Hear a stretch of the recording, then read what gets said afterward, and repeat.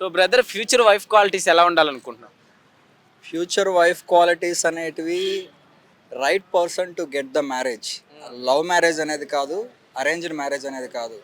ఇప్పుడు చాలామంది తల్లిదండ్రులు చెప్పారనో బంధువులు చెప్పారనో మ్యారేజ్ చేసేసుకుంటూ ఉన్నారు. సో అంత అవసరం లేదు. మీకు రైట్ పర్సన్ అనే ఎప్పుడు టైం అయినా సరే మీరు 30 ఏళ్ళు అయిన తర్వాత కూడా అవసరం పడితేనే మ్యారేజ్ చేసుకోండి. ఎందుకంటే ఈ రోజుల్లో జస్ట్ ఒక 1 వీక్ 10 డేస్లోనే పెళ్ళైన తర్వాత విడాకులు అయిపోతూ ఉన్నాయి. సో రైట్ పర్సన్ జరిగేంత వరకు మీరు వెయిట్ చేసి మ్యారేజ్ చేసుకోండి అంతే. ఓకే, అంటే క్వాలిటీస్ అని ప్రతి ఒక్కరికి ఉంటాయి కదా, ఎట్లా ఉండాలి అట్లా ఉండాలని. సో అంత పర్టికులర్గా పెట్టుకునే వాళ్ళకి ఏం చెప్తారు? పర్టికులర్గా అంటే అర్థం చేసుకునే అమ్మాయి అయితే అబ్బాయిలని అమ్మాయిలు ఫస్ట్ అండర్స్టాండబుల్గా ఉండాలి. అది ప్రధాన క్వాలిటీ. ఏంటంటే ఎమోషనల్ బాండింగ్ ఉండాలి. ఎకనామికల్ బాండింగ్ కాదు, ఎమోషనల్ బాండింగ్ అనేది చాలా ఇంపార్టెంట్. ఎమోషనల్ బాండింగ్ ఎలా వస్తుందంటే అర్థం చేసుకోవాలి. ఇప్పుడున్న పరిస్థితుల్లో అబ్బాయి కానీ అమ్మాయిలకు కానీ జాబులు ఉంటాయో ఊడతాయో చెప్పలేం. ఒకవేళ ఆ కష్టాల్లో అయినా సరే డెఫినెట్గా వాళ్ళు ఓవర్కమ్ చేయగలను అనే అండర్స్టాండింగ్ మ్యూచువల్గా రావాలి. అప్పుడే ఖచ్చితంగా పెళ్ళి అనేది సక్సెస్ అవుతుంది. ఓకే బ్రదర్, ఇప్పుడు మ్యారేజ్ అంటేనే కామన్ పాయింట్ ఏదైనా ఉందంటే అది కట్నం. సో కట్నాలు ఇచ్చి పుచ్చుకునే వాళ్ళ గురించి ఏం చెప్తావు? సొసైటీ కట్నాలు అనేది అది వాళ్ళ ఇష్టం అండి. అంటే కొంతమంది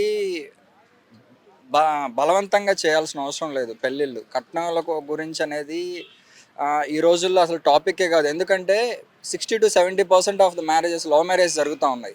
పేరెంట్స్ ప్రోద్బలంతో జరిగితే కట్నాలు అవన్నీ ఆలోచించవచ్చు. కాబట్టి ఇప్పుడు 60-70% లవ్ మ్యారేజెస్ జరుగుతూ ఉన్నాయి. మీరు చూసినట్లయితే ఒక 42 మ్యాక్సిమం బై 2030 2035 లోపల 90% లవ్ మ్యారేజెస్కే వచ్చేస్తాయి. నాకు నచ్చారు అబ్బాయి అని చేసేసుకుంటారు. అది క్యాస్టా, రిలీజియనా, లేదంటే అవన్నీ ఏం చూడరు. సో ప్రతి ఒక్కరు కూడా ఇప్పుడు ఈ రోజుల్లో కట్నాలు అనేది తగ్గిపోయాయి. బట్ ఎప్పుడు వస్తుందంటే అది డెఫినెట్గా ఒకరి మధ్య అండర్స్టాండింగ్ లేకపోవడం ఆఫ్టర్ మ్యారేజ్ అప్పుడు వస్తుంది ఈ టాపిక్ కట్నం అనేది. ఈ రోజుల్లో అనేది చాలా తక్కువ కట్నాలు అనేది. మేబీ ఉండొచ్చు కొన్ని మరీ రూరల్ ఏరియాస్లో ఉండొచ్చు. సిటీ హైదరాబాద్, బెంగళూరు లాంటి సిటీస్లో అయితే ఈ టాపిక్కే అసలు అవసరం లేదనిపిస్తుంది. సో ఏం చెప్తావు బ్రదర్, ఈ మధ్య కాలంలో లవ్ మ్యారేజ్ చేసుకొని సూసైడ్స్ వరకు అంటే బ్రేకప్ అయిపోయి ఇలాంటి వారికి నువ్వేం చెప్తావు? ఇటీవల మనం చూసినట్లయితే అటుల్ సుభాష్ అని చెప్పి సూసైడ్ చేసుకున్నారు. మీరు చూసినట్లు అదే టెకీ సాఫ్ట్వేర్ ఎంప్లాయీ. అతను ఎంత మానసికంగా కుంగిపోయాడంటే 24 పేజీల లెటర్ రాసి 80 నిమిషాలు పైగా వీడియో తీసి, అది అంటే దాదాపుగా 1.5 గంట వీడియోని తీసి చనిపోయారు. అంటే అతను మెయిన్గా ఏంటంటే వాళ్ళ వైఫ్ టార్చర్. 2019లో అనుకుంటాను పెళ్ళి అయిపోయింది. ఆ తర్వాత అతను అనుభవించినటువంటి మెంటల్ హెరాస్మెంట్ వాళ్ళ వైఫ్ దగ్గర నుంచి, వాళ్ళ వైఫ్ అత్తగారు మామగారు దగ్గర నుంచి, వాళ్ళందరి దగ్గర నుంచి కూడా ఇదే పందాన అనుభవించాడు అతను. కాబట్టి ఇప్పుడు ఏమంటానంటే ఖచ్చితంగా సూసైడ్ చేసుకునే వాళ్ళు చాలామంది అయిపోయారు. ప్రధాన కారణం ఏంటంటే 498A అనే చట్టం ఉంది ఒకటి మన ఇండియన్ పీనల్ కోడ్ ప్రకారము. 498 చట్టం పూర్తిగా బయాస్డ్గా ఉంది మహిళల పట్ల.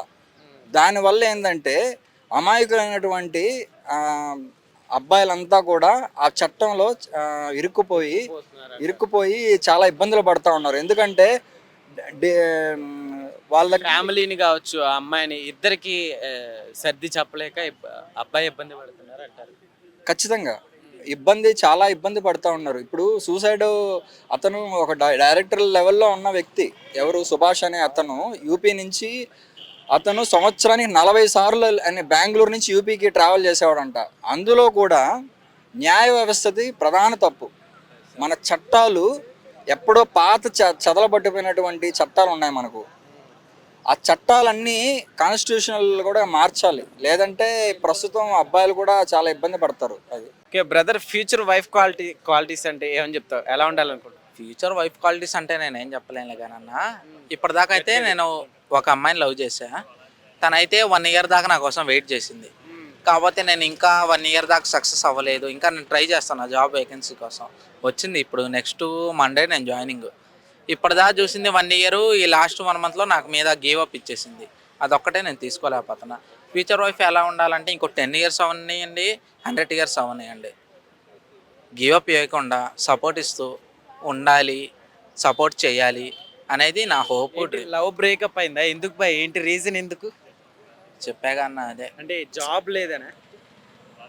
తను చెప్పింది ఒక టైంలో ఏంటంటే, నీకు జాబ్ లేకపోయినా నేను పోషిస్తాను. తనకు జాబ్ ఉంది ఆల్రెడీ. జాబ్ లేకపోయినా నేను పోషిస్తా.